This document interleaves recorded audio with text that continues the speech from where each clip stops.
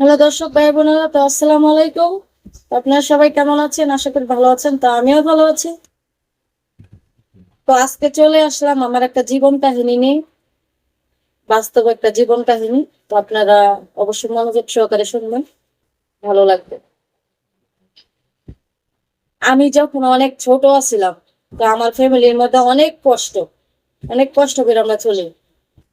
3 বেলার জায়গা তো আমরা 1 বেলা খাইতে পারি, আর বাকি 2 বেলা না খায় থাকতে হয়। তারপর আমাদের গ্রামের পাশে একটা ছেলে আমার আমাদের বাড়িতে আসছে, আয়েশা বলতেছে যে, শুনো, তুমি তো একটু সুন্দর আছো, তো টাকা গেলে তোমার টাকার কোনো অভাব হইব না, তুমি অনেক টাকা ইনকাম করতে পারবে। টাকা গেলেই টাকা, টাকা গেলেই টাকা। চাকরিতে লাগাই দিন।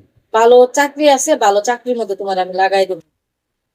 পরে আমি চিন্তা করলাম, আমার সংসার, আমরা সংসারটা এত কষ্ট করে চলে, আমার ভাই বোন 1 বেলা খাইতে পারে না, 3 বেলা জায়গাতে 1 বেলা খায়।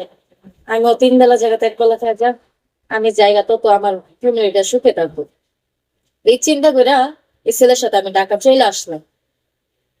ঢাকা যখন চলে আসছি, সে তার এক বান্ধবীর বাসা করছে আমার নিয়ে। এই বান্ধবীর বাসা সে 3 দিন থাইকা আবার সে গ্রামের বাড়িতে চলে গেছে। বলতেছে, তুমি এখানে থাকো, চাকরি ম্যানেজ করে আমি তোমার চাকরিতে জয়েন করাই দেবো, আমি একটু আসতেছি বাড়িতে। পরে আমি বলছি, আচ্ছা ঠিক আছে। আমি তো ছোট মানুষ, এত কিছু বুঝি না। তা আমার ওই জায়গায় রেখে গেছে, হ্যাঁ বান্ধবীর বাসায় আমার রাইখা সে চলে গেছে। তার কোনো খোঁজ খবর নাই, আমার কাছে মোবাইলও নাই। তারপরে আমার যে বান্ধবীর কাছে রাইখা গেছে